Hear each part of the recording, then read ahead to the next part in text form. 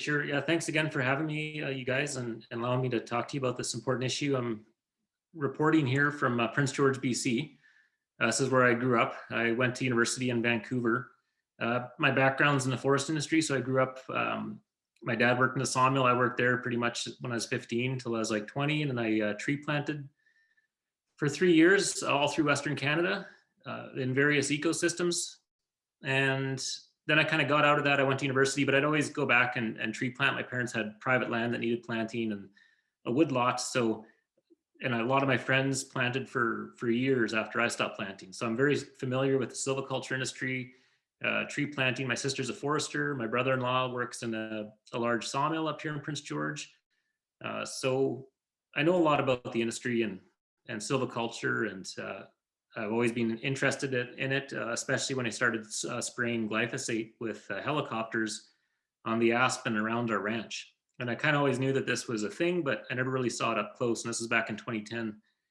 And I just saw the decimation. I'll have some videos to show you here of what resulted from that. And it kind of led me on this path of trying to advocate for more deciduous species in our forests, because they're really not respected in North American, or certainly Western North American forestry. There are some exceptions where deciduous is managed for, but mostly they're not. So with that, I will start the presentation here. And I'm a bit of an amateur with these Zoom presentations. So I think I just share the screen here and do the PowerPoint. But if I want to talk, maybe I close the screen here.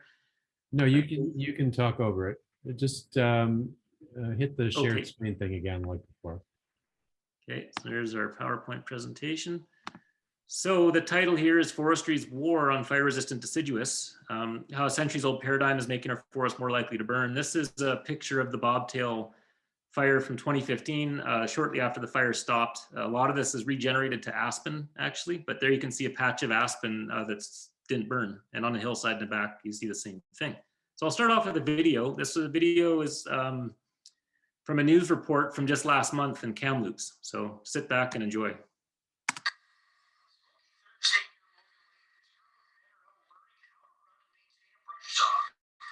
Here's part of an 8-week wildland firefighting and silviculture program run by Stillwater Consulting. Thursday's training involves cutting down cottonwood saplings on a previously logged cut block.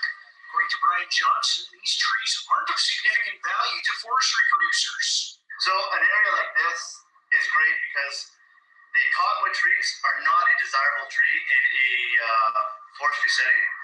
We want the pine trees or any other coniferous trees. So the students are let loose, taking down any deciduous saplings that get in their way.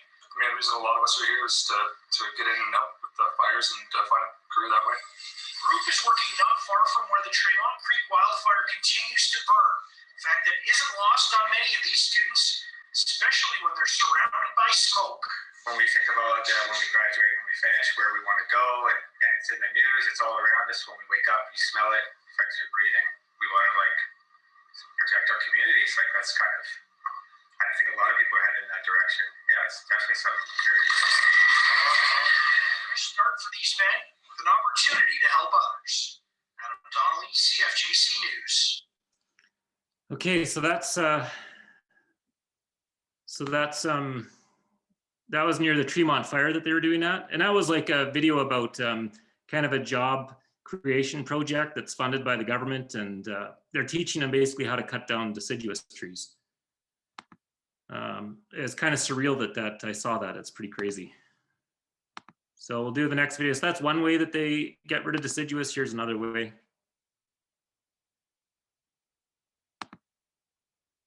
Oh, man.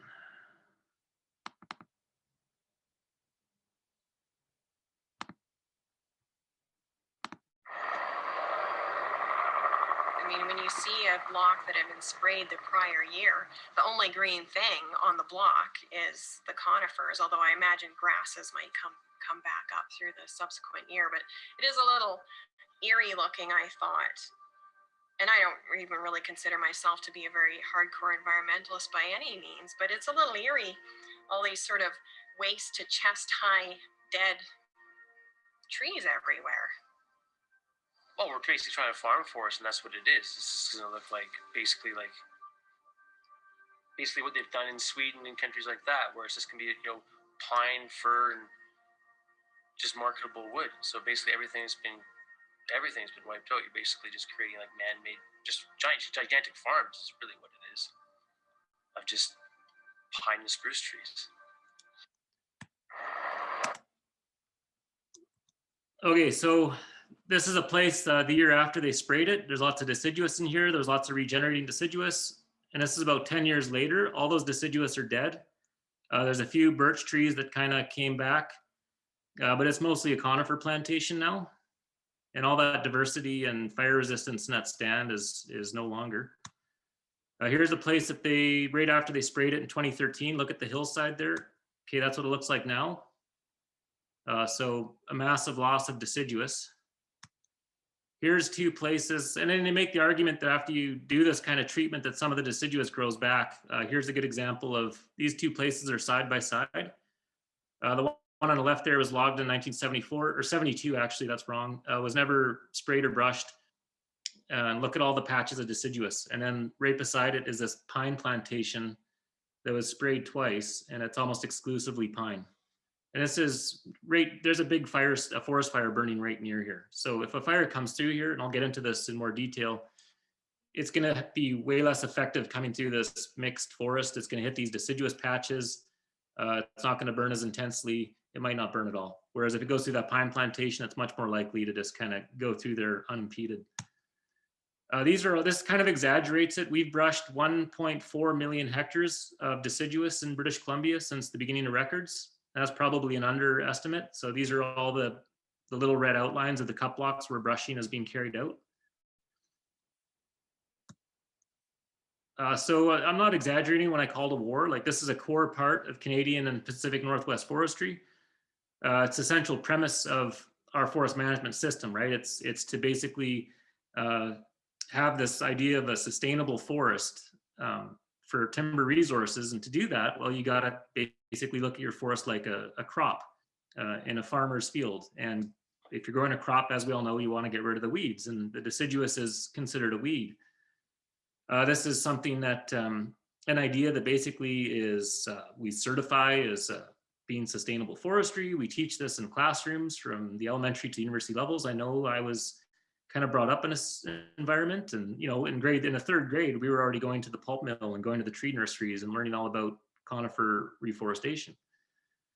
So it's not really only a war that's waged ecologically, it's also like a cultural war, so to speak. And I'll get into that in a little bit more, but basically, it's a battle for ideas, and organizations like the BC Council of Forest Industries, they fund education programs for kids like this. So we're taught from a very young age that, what we want to do is grow these conifer plantations, not deciduous.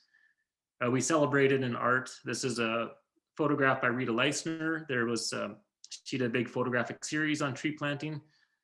So there's a bunch of aspen you can see in this picture, and she's not planting aspen. She's of course planting conifer trees.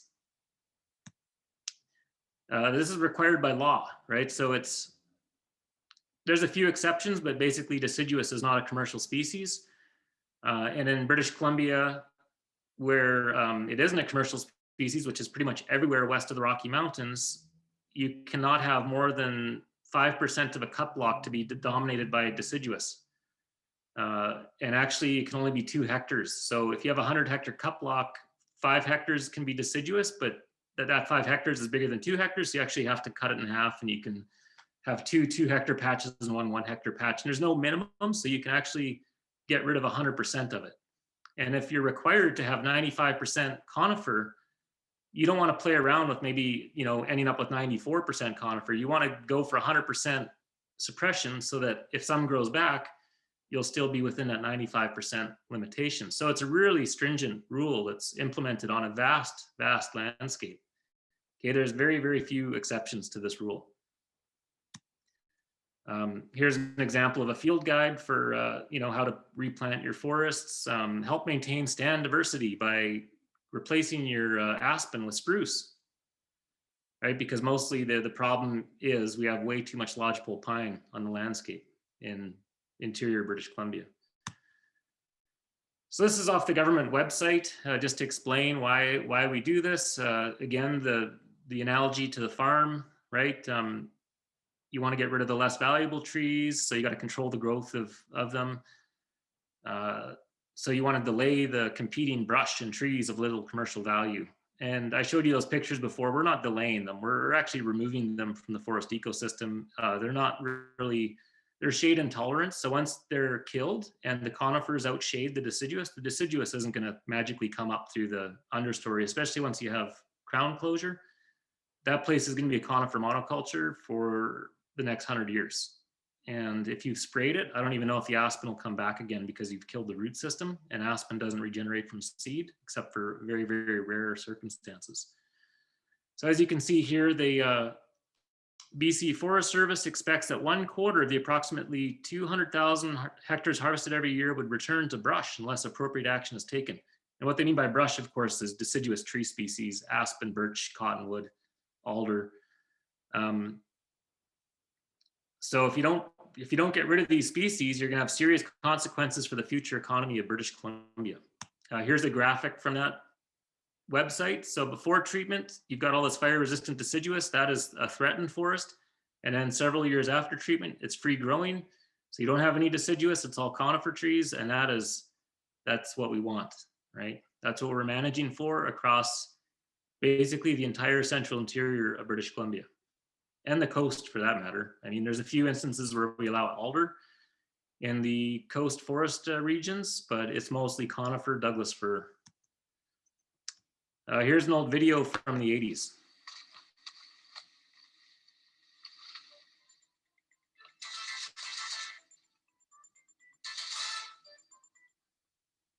I've worked as a district manager for the British Columbia Forest Service for many years. During that time, I've seen many changes, both in managing the forest and in managing the range. At one time, the Forest Service thought mainly in terms of protecting the resource from the threat of fire. More recently, we have realized that there is another great threat: weeds.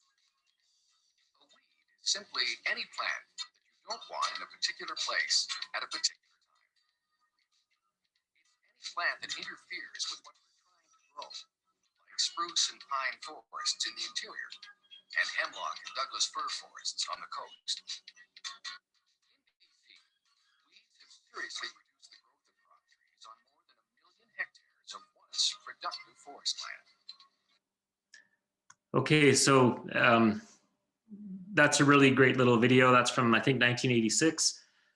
And I find it pretty ironic, you know, that they talk about the threat of fire in the past tense as something that they've figured out how to deal with. And now there's a new threat, which is the fire-resistant tree species. So get rid of the fire resistance, and you know, then we'll have solved all of our problems. So it's not only about the suppression of deciduous, you know, and the fact that we consider these weeds. It's that we don't plant them either, right? We plant conifer trees.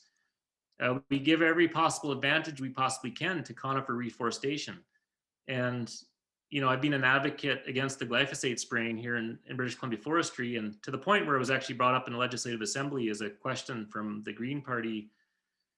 And the response from the Minister of Forests, Doug Donaldson at the time, was, you know, we're trying to reduce herbicide spraying by basically having quicker growing pine trees that can outcompete the deciduous, so that we don't have to spray the deciduous. We can just establish our conifer plantations through superior seed stock.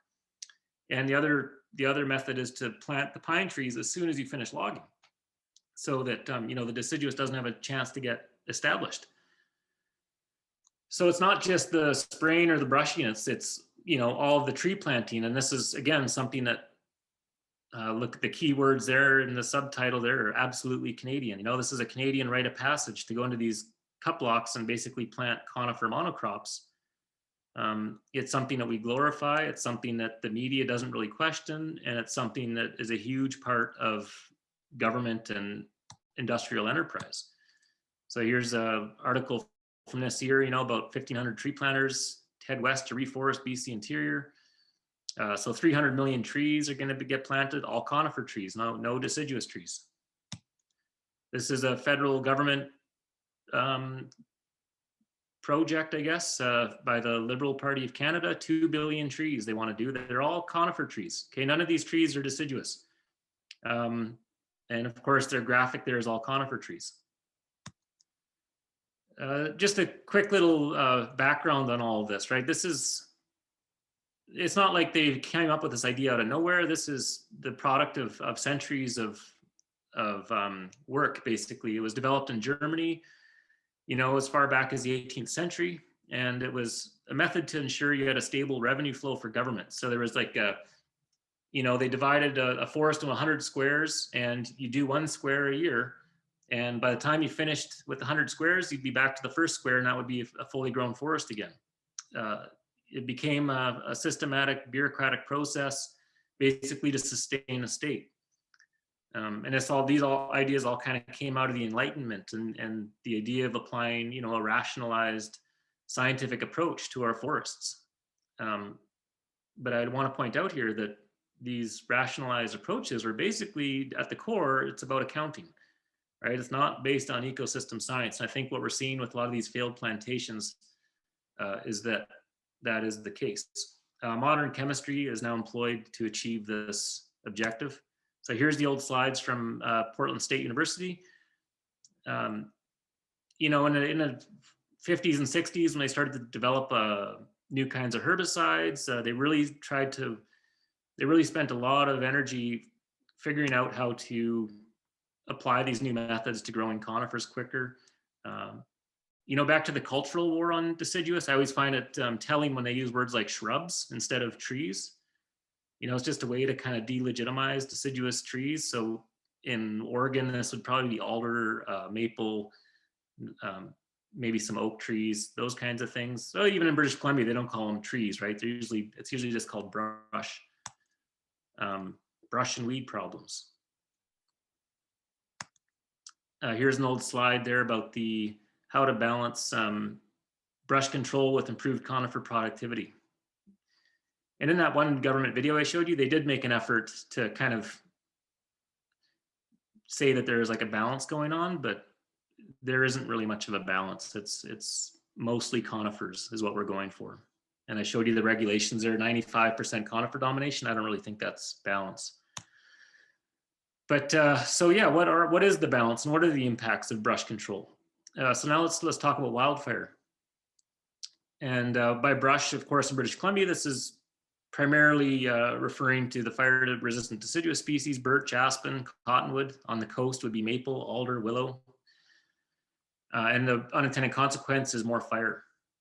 And we're eliminating the most fire-resistant species and replacing them with the most fire-prone species. This quest for maximum profit exposes our forest to higher risk of catastrophic loss. So in a cruel twist of fate, the trees that the BC Ministry of Forests believes are a threat to the industry are in fact a benefit. And there's lots of science and research to back all this up. So I'll get into that here. This is a really important slide. This is in Alberta. So a lot of this research is in the boreal forest ecosystem, and it is mostly to do with aspen and birch. In kind of coastal ecosystems, I think it's generally recognized that the deciduous are going to be more fire resistant, but across the interior and the boreal, most of this research is going to apply to aspen trees. So here's a forest fire in a controlled research plot in northern Alberta. This was in extreme fire conditions. The wind was in the fire's favor. It got about 10 feet into the deciduous dominated stand, and it failed to sustain itself, and it went out. This formed the basis of, there's another example there, of a fire going through a pine plantation and stopping when it hit the aspen. So that last slide there, that formed the basis for these charts. This is in the field guide to the Canadian Forest Fire Behavior Prediction System. So on the left there, you see the conifer plantation. The more red, the more flammable. Leafless aspen, so aspen in the spring, they are more flammable. So you can see there's a little bit of fire risk there. But when you have green aspen, it's basically considered a non-burning fuel type. So there's a light red there in the bottom right corner. So only in the most extreme fire conditions can we expect green aspen to burn. Now the key is you got to have the pure aspen forests. So on the left there, that's mixed wood. So that's 50-50 deciduous and conifer, and it's almost as flammable as pure conifer. Right, so you need those pure deciduous patches on the landscape to make your fire, make your landscape more fire resistant. So there's the photo I showed you at the beginning. There's a pure patch of aspen. There were places where the aspen was mixed with pine in the same fire and it burnt. So you need those pure patches. We've known this for a long time. All right, here's a crown fire in a spruce forest. It came up to an aspen forest and stopped. And this is being measured and quantified. So the rate of spread in the aspen forest in extreme fire conditions is about 1/5 what it is going to a black spruce forest. There's a really good study here in Northern Alberta by Steve Cumming, and they measured burn rates of different forest types over a 36-year period. And you can see that all the conifers burnt exponentially more than aspen. Pine was almost 900 or 840% more. Black spruce was 1,000% more. So to put that in other terms, for every 100 units of pine you lose to fire, you're only going to lose about 14 units of aspen. Here's another important study. I'm just throwing these in here just for people to research if they want. The red line there is deciduous. You know, as the fire conditions get more and more extreme, the fire risk of the deciduous doesn't. And look at that quote there. Actually, I can't see it because the screen here is kind of hiding it. Whoops. So fire activities. Yeah, you got can it. Read that for me, Jonathan? Yeah, fire activity suggests that feedback effects arising from vegetation changes are large enough to offset climatic change impacts on fire danger. Yeah. So just tying us in with the fires we had this summer. This is the White Rock Lake fire north of Kamloops. All the red outlines are cut blocks that were brushed. Okay, so a lot of these, I haven't gone to do an in-site visit of this, so I'm just speculating at this point. Some of these places may not have burned, but we did get rid of a lot of deciduous in this fire location. Some of these places have been brushed 5 times, right? So they cut it year after year until the deciduous didn't come back. Most of this isn't sprayed. I don't think there's any spraying here. It's all just manually brushed, like the first video I showed you. I think about half of these blocks were brushed more than once. There's a lot of places where, you know, the fire isn't being stopped by deciduous, or where, you know, brushing wouldn't have made much of a difference. So here's the Cutoff Creek fire. This is the, I can't see it. That is the what's that say, Sparks Jonathan? Lake fire. Sparks Lake fire, yeah. So a little bit of brushing. In these drier ecosystems, there is a little bit of aspen and deciduous that they're brushing. And it may not have made a difference if you hadn't brushed any of these blocks. It probably would have just burnt, but you could, on the margins, you could have reduced the impact of the fire. Now here's a place around Prince George where I grew up, and you know, this is a fire prone area. All those G numbers there, or C numbers, those are all where fires were this summer. Fires happen through here, massive fires. And if they do happen, these are mostly pine plantations, all these red outlines. These were all, most of this was aerial glyphosate sprayed. So we are doing brushing in places where we can expect fires. Okay, so why are deciduous so much better at stopping fire? And I just want to talk a little bit about kind of the architecture of the forest, really. More snowfall accumulates in aspen. You get about 3 times the amount of snow is being recorded. So this is 2 forests, one right side by side in the same area on the same day. One's conifer dominated, one's aspen dominated, and all the snow accumulates in the aspen. This is a kind of true for all deciduous forests versus coniferous forests. So in Japan, these guys studied the differences between conifer and deciduous, and they had more, the water flow in the creeks was higher, and it was more metered out more evenly over the season. And basically the snow depth was thicker than in the coniferous, and it all made for a forest that was better able to foster resources, water resources, and control flooding than evergreen coniferous forests. And of course, more water is basically getting into the soil and into the ecosystem. Here's an interesting study on rain interception from Colorado. The conifer trees, they intercept way more rain. So the rain doesn't even get to the forest floor, right? It just gets hung up in the needles and then it evaporates back into the atmosphere. And the interesting thing here is 3 of the 4 rain events, the aspen actually had negative interception loss. So there's actually more rain recorded underneath the aspen trees than what was recorded falling out of the sky. And this is probably, latent humidity kind of condensing on the leaves that drip down. There wasn't really an explanation for that, but you get way more rain reaching the forest floor in deciduous forests. And then when that rain does get into the forest floor, you've got a more biologically active soil that can absorb more water and hang on to that water better. So this is from a really important book called Aspen Ecology and Management in the Western United States by Norbert DeBile.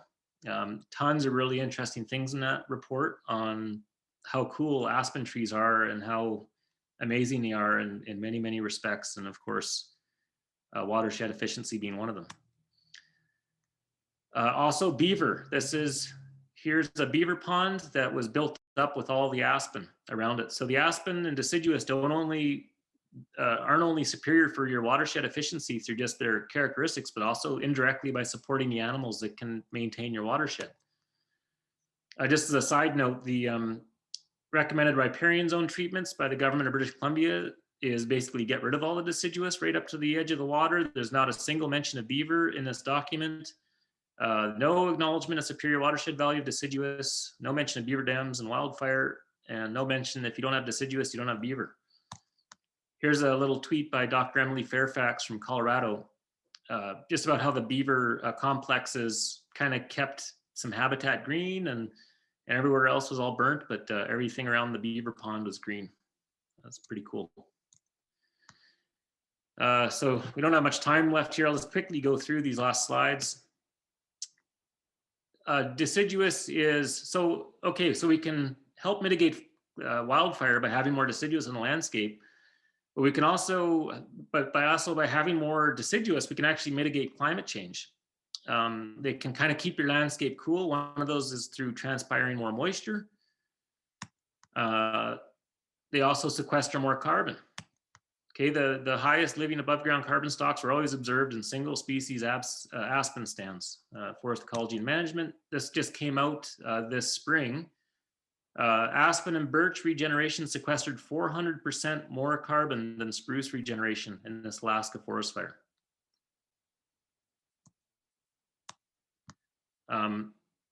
They also reflect more solar radiation. So the albedo of deciduous is generally higher than coniferous, right? They're lighter toned tree species. So the albedo is like 180% more than what it is for conifer in the boreal forest in the summertime. So that means your conifer forests are almost absorbing almost twice as much solar radiation. There's a good example there. Like you see how dark the conifer is and how light the aspen is. The fall colors kind of exaggerate it, but even in the wintertime, the deciduous will absorb less heat. This study that I'd encourage you guys to look up talks about how the conversion of European forests from deciduous to coniferous has changed the albedo and evapotranspiration, leading to warming. So planting trees, especially of the coniferous variety at the expense of deciduous, is going to actually make global warming worse. I already did that slide. So the message here is grow more deciduous. So not only are deciduous forests less likely to burn, they're also better positioned to mitigate a warming planet. So if climate change is what we want to blame for worsening fires and not a forestry model based on the most flammable reforestation that we possibly can do, then we should be growing deciduous either way. Heads deciduous wins, tails deciduous wins. And I'll just go through a couple little slides here about biodiversity. Not only do we win with forest fires and climate change, but biodiversity wins. Here's a aspen forest. Look at all that biodiversity. Look at all that forage on the forest floor. Conifer forest right next to that aspen forest. There's nothing to eat for animals there. Not very much habitat, not very much biodiversity. Deciduous forests are basically the bastions of biodiversity in our forests. This is an interesting quote there. Saving common species such as aspen might just be as important as saving rare charismatic species. Moose love aspen forests. Forage productivity in aspen is way more than coniferous forests. For rangeland, they can produce thousands of hectares, or thousands of pounds per acre of forage for livestock. It's all being quantified. Cattle love aspen, so it's good for ranching, good for beaver. And it's a commercial species, so we can actually maintain our forest industry by growing more deciduous. So is birch. So this is the mosquito bomber from World War II. That was almost made exclusively out of paper birch from the interior of British Columbia. Half of the British wartime supply for aircraft birch was from the interior of British Columbia. And the great irony is that the two companies that got established supplying birch was Canfor and West Fraser. And then after the war, they went back to conifer and started spraying, and now they're the biggest sprayers and brushers of birch in British Columbia. This is stuff I make, so I do woodworking on the side. That's aspen and Douglas fir. That's an aspen crate, really beautiful wood. These are all commercial products made out of aspen. And there we go, that's the presentation.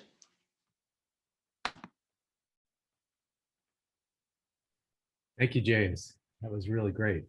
Yeah, I kind of whipped through there faster. I could have gone in a little more detail on that stuff, but I think that kind of gives you the overview of the issue that we're facing here. No, definitely. And it's, as I mentioned before, it's a perspective we haven't heard in this series. I would be interested in hearing from Katie or some of the other forestry people how widely recognized this is. I've been involved with the Nature Conservancy nonprofit for a number of years, and we talk a lot about controlled burns and the need to have more active management of forests.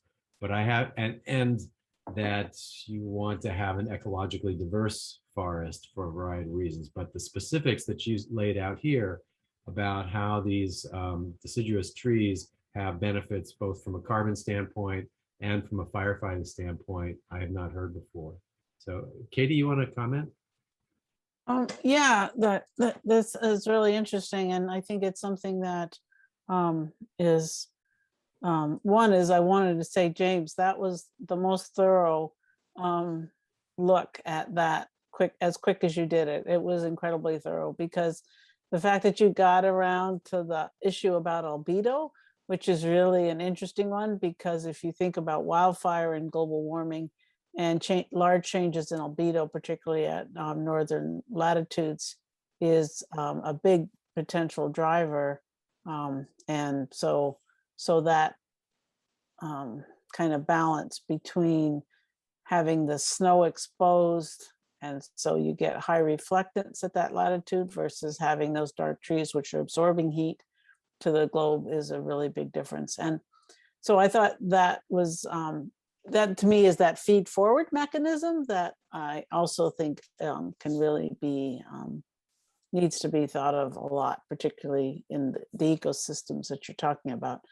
It's very interesting because what you learn in BC and parts of the US applies very well, particularly the Coast Range, for example, where they've pretty much had I'm talking about the Oregon Coast Range here, and I'm sure the same goes for a lot of the Washington Coast Range. Is kind of the war on alder. We don't have as much aspen, but we have red alder. An interesting species took advantage of early forest management that was occurring after the Europeans came into the picture. And so they created a lot of habitat for aspen based on their logging practices. And so aspen just became rampant. And it did exclude conifers from, tens of thousands of acres. So then herbicides came about.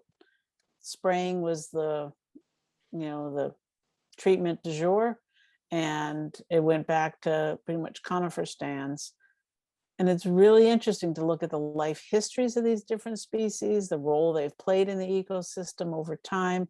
Very different role for aspen relative to big leaf maple, for example, or alder and big leaf maple. So all, and then then you can throw in the oak. So I think that your message is very appropriate across a variety of biomes but it needs to be tailored for each biome.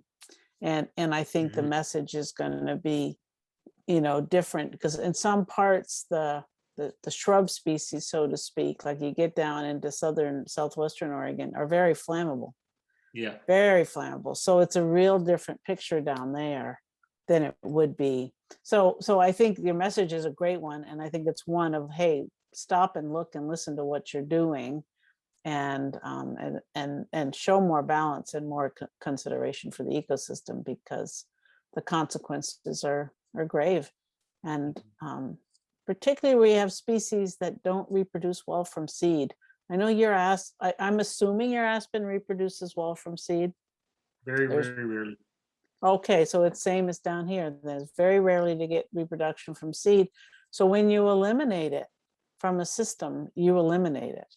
Oh, You yeah. can't, it's not like you can reseed it and it'll come back. And so that is one, same thing, you know, in here for big leaf maple, it's a major sprouter, doesn't reproduce well from seed, but it just survives disturbances over eons based on its ability to sprout and then survive under a dug fir canopy that's going to overtop it for, you know, maybe 800 to 1,000 years.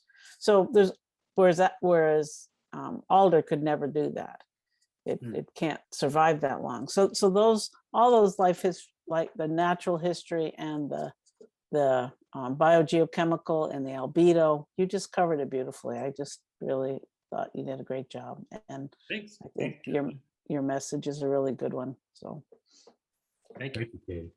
James, just for your, Katie's Associate Dean in the College of Forestry at Oregon State University. Okay. And who's done a lot of work on aspen, by the way. Well, it's so interesting that so I got really involved, really interested in aspen. I went down to Colorado, Wyoming. You know, I went and checked out Pando there at Fish Lake Forest. And you know, it's so it's like night and day down there, right? You guys are actually cutting down conifer to regenerate aspen. It's in certain parts of the yeah. Can't say we're doing the same for alder.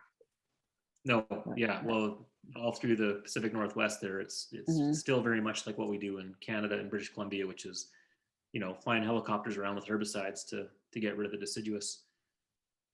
So James, when you talked about many different implications of the practice that you're describing, I'm wondering from an economic standpoint, I could see how once you get the forest to be a plantation and you have a whole system set up to just harvest it without any thought about ecology, you know, then okay, it's kind of, we're just reinforcing the system that we are optimized for. But that gets interrupted by wildfire. If you can show that the destruction from the wildfire offsets the benefits from the homogeneity. I just wonder if that kind of economic analysis has been done, including looking at climate change impacts going forward, and how resilience will have more economic value than maybe we've been giving it credit for in the past. And Sahan, if you want to comment on that as well, or anybody else. But go ahead, James. So the ministry did this analysis of area lost in the 2017-2018 fires in British Columbia. And it sounds high. They said 10% of the area lost had been brushed. And I think what they meant was 10% of the plantations that were lost had been brushed. But it's a small, so basically the gist of that letter they sent me was that it was a small amount and it's not really a significant economic loss from brushing. But my response to that would be, look at what we did in the last 40 years. We're just going to keep doing the same thing. What's that going to look like in another 40 years? And with, you know, wildfire getting worse, so I don't think we can really make a claim that, you know, brushing is contributing directly to these losses at this point. But I think we have to rely on this common sense and look at the physical realities of these two different forest types and go from there. And we're getting rid of the most fire-resistant forest type to grow the most flammable forest type. Like, there's going to be consequences eventually. Maybe we aren't seeing them right now, but at some point we will see them. And James, just to follow up on John's point, when I was listening to your presentation, which was again a very good presentation, I was just thinking, if one forest type is more fire resistant, with climate change, warming weathers, we're going to see more fires, right? Almost trying to, in my mind, think about, is there a way to manage a landscape? So you might almost have these like protective barriers, in a way that, if fires do start, there is so you're thinking about managing at the landscape level with the fire retardation effects of the different species, to think about what you want to manage on that landscape. It was just going through my head because I do the landscape selection kind of stuff. John Ennis, he's the, I think, former faculty dean at the UBC forestry department. He did an interesting interview for the Weather Network. And he talked about that, in China, they plant strips of deciduous between the plantations for fire breaks. I don't know if that would work in British Columbia. You can't plant aspen. They've tried, it usually just dies. So it kind of depends on the established root system that's developed over since the Ice Age, basically. So I think you just have to kind of depend on the randomized prevalence of the deciduous that already exists, more so than trying to plant them. You could maybe plant, Kathleen would probably know more about this, maybe you could plant alder. Cottonwood is easy to plant, and cottonwood grows from seed really well. So you could probably do that with cottonwood in coastal ecosystems. Birch is kind of takes from seed pretty well. I think you could probably have more luck planting birch. But across the boreal, the aspen, I think you just have to rely on the existing aspen and just not spray it, and kind of make your economy work around what nature provides, as opposed to trying to cater your forest to what nature wants, or what the economy and industry wants. Yeah, I think that the example of controlled burns, thinning out the forests in a more natural way, and then looking at how when wildfire approaches an area that's been thinned, it tends to slow down the fire or even stop it, which is kind of a parallel case to what you're describing. That's being stopped by the absence of something. What you're describing is being stopped by the presence of these more resistant trees. But I think it's the same philosophy in both cases, and in both cases, it's a more natural system that you're trying to either protect or recreate. I think it's a really powerful message. And so I just wanted to ask Liz, since Liz is the one who introduced you to me, James, and Liz gave a really great talk last season about an artist's view of wildfire. I'm just wondering, Liz, if there are some things that you could represent in your paintings that convey what James was talking about today in terms of the difference between monoculture and a more diverse natural forest. Yeah, I mean, the stuff that James has talked to me about these ideas with deciduous forests and conifer forests and how they're different. We actually went out and drove around, like in both in the burns. We were just west of Prince George, like some pretty recent burns. And we went to spots where like you just walk into an aspen forest and there's still grass on the ground and all the trees are still green. And it was bizarre. It was so crazy and like really cool to see it in real life and experience that. And I've talked about that experience with some wildfire fighting friends who are like, yeah, I've seen that before, So it's like that this is people who've worked in the industry, it seems like, know this stuff and has experienced this stuff. So yeah, it's interesting. I think that maybe there is going to be this push with climate change and how much more prevalent wildfires are becoming, that just forestry practices that we've been following for decades are just not going to work anymore because of the way that the ecosystems are changing. And I think the other thing too, thinking about like the solutions for how forestry has to change has to be pretty regional. I think this is the thing that I experienced, being around Prince George and like all the aspen trees around there. Makes a lot of sense to leave a lot more deciduous trees, where like in the Okanagan, for example, where I've also spent time working on art around there, the prescribed burn seems like much more of what's going to happen there. So I think it seems like there's going to have to be, these sort of like regional solutions to these things. So I guess, and the answer to that about the art is I'm still thinking about it. I'm still processing it all, but it was a really cool experience to go out in the forest and see it. And also to go out into sprayed forests, and they just seem sick.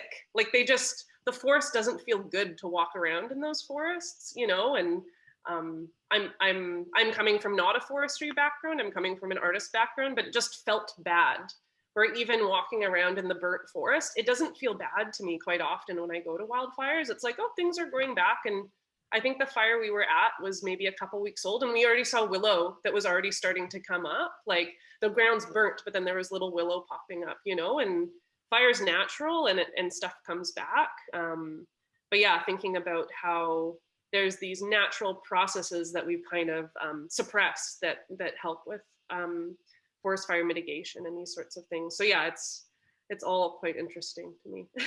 Great. I'll just end with one anecdote. So in 1980, I'm a geologist, volcanologist, and I worked in Mount St. Helens right after the big eruption. And we were flying over the area that had been destroyed by the blast.